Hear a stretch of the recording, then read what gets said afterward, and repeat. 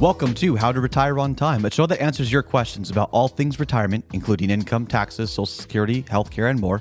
This show is an extension of the book, How to Retire on Time, which you can grab today on Amazon or by going to www.howtoretireontime.com. My name is Mike Decker. I'm the author of the book, How to Retire on Time, but I'm also a licensed financial advisor, insurance agent, and tax professional, which means when it comes to financial topics, we can pretty much cover it all. Now, that said, please remember this is just a show. Everything you hear should be considered informational, as in not financial advice.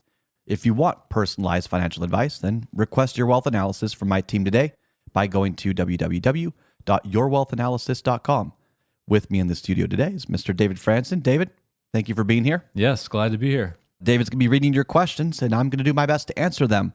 You can send your questions in right now to 913-363-1234. Once again, that's 913-363-1234, or email them to heymike@howtoretireontime.com. Let's begin. Hey, Mike, do pensions affect when I file for Social Security? Depends. This is actually a pretty good question because it's a more technical tax question.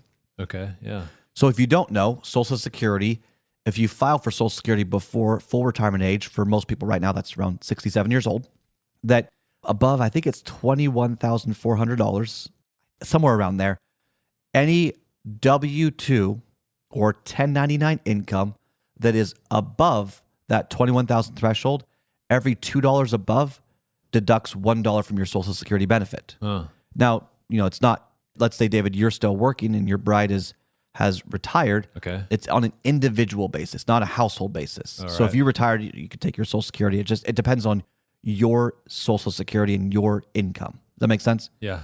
So there are multiple ways that a pension can come. For many people, it comes in the form of a 1099-R. R means retirement. R basically tells the IRS, hey, it's okay, he's retired. Oh, all right. All right. But when you dive into the alternative space, when you dive into, you're like a partner, let's say, you're a part owner of a firm, of a business or something like that, and it's structured differently, you might not get the 1099-R with your pension. You might get a K-1. Oh. And a K-1, typically in the form of a pension, K-1, is going to be counted as active income, as if you were still working. And so for those that have higher pensions, under the K-1 structure, yeah, you might get dinged with your Social Security. So I would bet not bet my bottom dollar, but I would be willing to bet something. I don't know, maybe a can of this beverage I'm enjoying during the show, that most people listening right now had no idea that was a situation. Yeah. That according to the tax code, depending on how you receive your pension may affect your Social Security. It's not as black and white as people would suggest. And so if you were to retire, let's say at 60 years old, and let's say you've got a K-1 coming in and you wanted to take Social Security at 62, you might wonder, well, why isn't it not coming in? Maybe your K-1 pension's just too high. And that could create a tax issue, by the way, and all sorts of other issues. So, and this is kind of the tip of the iceberg too when it comes to Social Security planning. You've got to understand, one, your tax situation. So that's the 1040 here. We're diving into what are you being taxed? What are the investments? How are they done there? Do you have LLCs? Do you have limited partnerships? Do you have things that could disrupt your Social Security or not? And then do you understand your benefits? Are you married? Are you single? Are you a survivor, a widow, or a widower? Are we going to optimize those benefits? So you're going to take your, let's say, widow or widower benefit first, the survivor benefit, and then let your benefit grow? Are you going to, if you're married, are you going to have your benefit at 67 years old and your spouse at their full retirement age? Are you going to wait till 70? Do you understand that if you delay to 70, your spousal benefit can't start until you file for Social Security? I mean, there's all sorts of nuance here that needs to be explored if you want to be efficient with your money, if you want to get more out of your hard-earned money.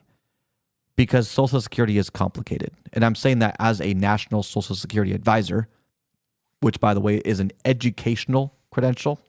I don't actually represent the Social Security Administration. I just had to basically pass a very difficult exam that proved that I knew what I was talking about with Social Security.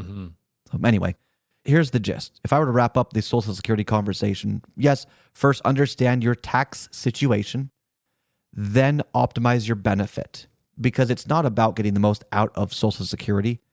It's about how do you utilize Social Security to elevate your overall plan. When you file, this is an expression I came up years ago, but when you file too early, your income could be hurting. But if you file too late, you could be hurting your estate.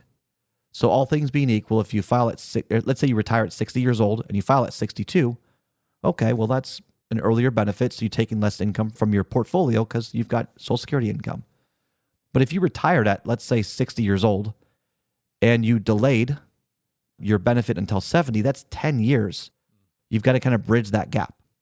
So that means what, you're taking more from your estate, your portfolio, which means if you were to pass sooner than expected, you might have less to pass. Right.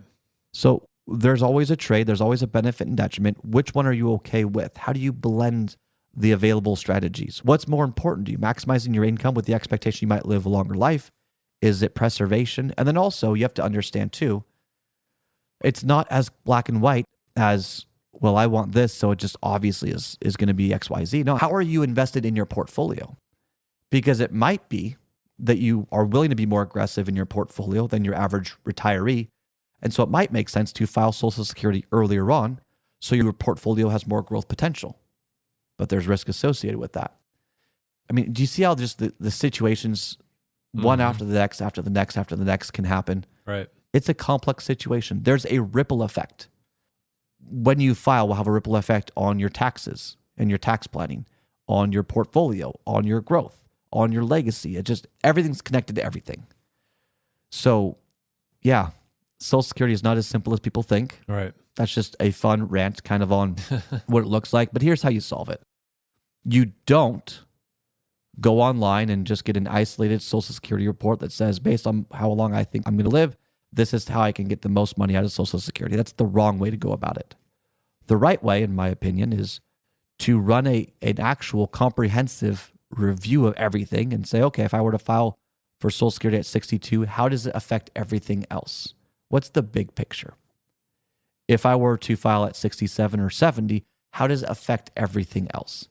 If time is our most precious commodity and money is intended to serve us, then how do we get the most out of it? That's the right question.